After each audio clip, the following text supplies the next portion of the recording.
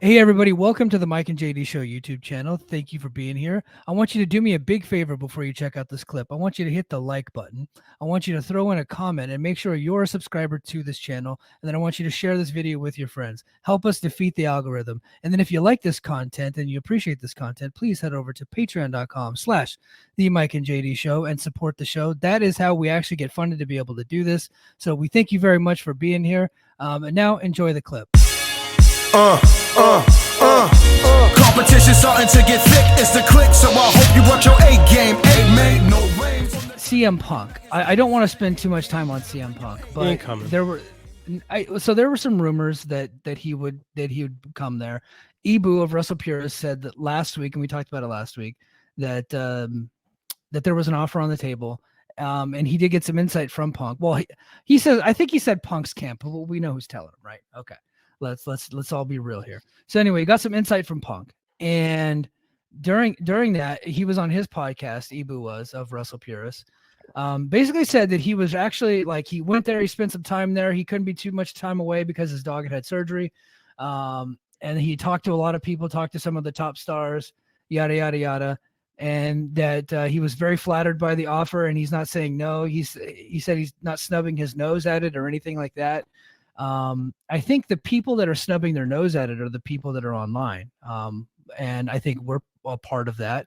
And a lot of our friends are snubbing our nose at it. But I got a message for Scott D'Amore. They're laughing at you for even offering CM Punk that deal. How does that make you feel? To piss you off. How does that make you feel? They're laughing at you for saying that you want Will Ospreay in your company. How is that supposed to make you feel? You want to make a big splash for TNA. You need to grab your balls and be like, why not me? Why not TNA? Why can't we have the big stars? Right? Go to Len Asper and get the fucking money. Right? You got to do it. If you want to make a big splash with TNA, you want to rebrand, you want to set the world on fire, you want to do more than just talk, you want to put actions behind your words, you got to go get Punk. Will Ospreay is out of reach, I would say. But Punk doesn't have a whole lot of options. Punk seems content on sitting at home, but the fact that he's still coming to the show makes it seem like he's still interested in wrestling again. You got to go and get him, and you got to get him for that first show and start your show off right with CM Punk. I know it's not a probability, but it is a possibility, and make the impossible happen and go get your guy. Go fucking do it. That's what Scott D'Amore needs to do. Couple things. One, just today, I don't know if you saw, but in Chicago Sports Radio, they interviewed Punk, Dan Bernstein, Lawrence Holmes, interviewed The Score in Chicago. Punk did a quick little interview, and they said someone from their chat asked, "Hey, you going to be in Chicago for Survivor Series?" And he's like, long pause. Well, I can't get a ticket; it's all sold out. So he's still flirting with that notion. Here's the problem: is it's the guy you're after. We saw how this goes, right? Yeah. And you could sit there and tell me, well, that's all because of Tony Khan and blah, blah, blah. And AEW was like, people used to make fun of it being the happiest place on earth. Then Punk went there and the fucking place burned to the ground in a year, right? And all of a sudden we have a spot, if you will, that we frequent where rumors will kind of come to a head. Boy, it's sure been quiet on that AEW locker room side since Punk left. That's for damn sure. Yeah, absolutely. Right. All of a sudden, there's not a lot of, and I'm sure there's still people there who aren't happy. I guarantee you, there's people who aren't happy at work. I got to go to work tomorrow and listen to people who bitch about having to work 9 months a year.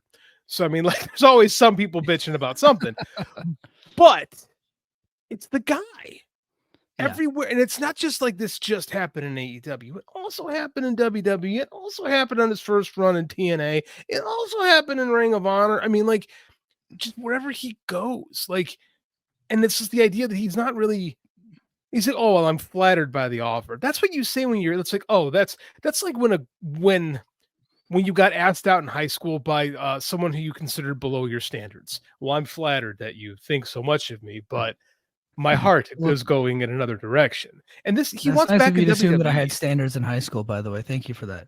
Maybe it was just me. That's good. That was a good pickup. I think Will Ospreay, go all in on the Will Ospreay thing. All in on Will Ospreay. Make a stupid offer that you know you can't afford, and then worry about it when he goes, I'll go with you guys. Right. Yeah. That's what I think you should absolutely do. Yeah, that's what I think too. And I'm gonna have more on this on Brace for Impact this weekend because surprise, surprise, there was no episode of Impact tonight. they did a Bound for Glory highlight show. Well, it's kind of a lame duck show right now for the rest of the year. They've already have their matches set for Hard to Kill. Their top 2 matches. They have their main event, and their co-main event set. So it's kind of it's just going to be like a series of shows with some matches and stuff like that. So Brace for Impact is going to be tough to do the rest of the year, but hopefully a bunch of news comes out. And so there was some news. I have a couple more ideas for them, but my initial idea is, do what Dixie Carter did, but be better at it, right? Dixie Carter would go get the talent, right? But she would fuck it up. So don't do that. Be a more competent Dixie Carter in that sense, where you go and get your big name talent. And there's a couple out there. And I know early next year there's going to be some WWE free agents. We all know that AEW contracts are not forever; they're going to come on the market. So you build from within, right? You build from the draft, and then you supplement through free agency. Get a couple of big stars. Get CM Punk, get Will Ospreay, and then I think you really got something to start with. And then, but CM Punk, you're right. He is a cancer in the locker room, but that's why you don't keep him around that long. You put him on a Brock Lesnar deal. You have him come in for the big shows, right? Maybe you pay him like, hey, we want you in for 4 pay-per-views and a handful of episodes. And, you do it that way. You get him on a Brock Lesnar deal. You don't want him on the show every single week. I don't know if that's a great deal for TNA for Punk to do that. I really don't. Like, I don't feel like you get enough return on a major investment with him if you're not showcasing him. And I guess AEW tried. Like first year with him in the company was really awesome. Good. And it was an excellent year of pro wrestling. Like after that, it started to sour. But I mean, like, I think you need to maximize the amount of money it's going to cost you to get, like, if you hypothetically land CM Punk, and I don't think you will. I think he thinks TNA is beneath him, as he's always thought. Yeah. Because remember when he left the first time, he was like, I'm not going to TNA. Like, it was WWF or bust. WWE, excuse me, or bust. Like, it's just, I don't think that's the guy. Go on Will Ospreay. And Will Ospreay is serious about free agency. Man just signed Barry Bloom as his agent. So that tells you. We'll address that later.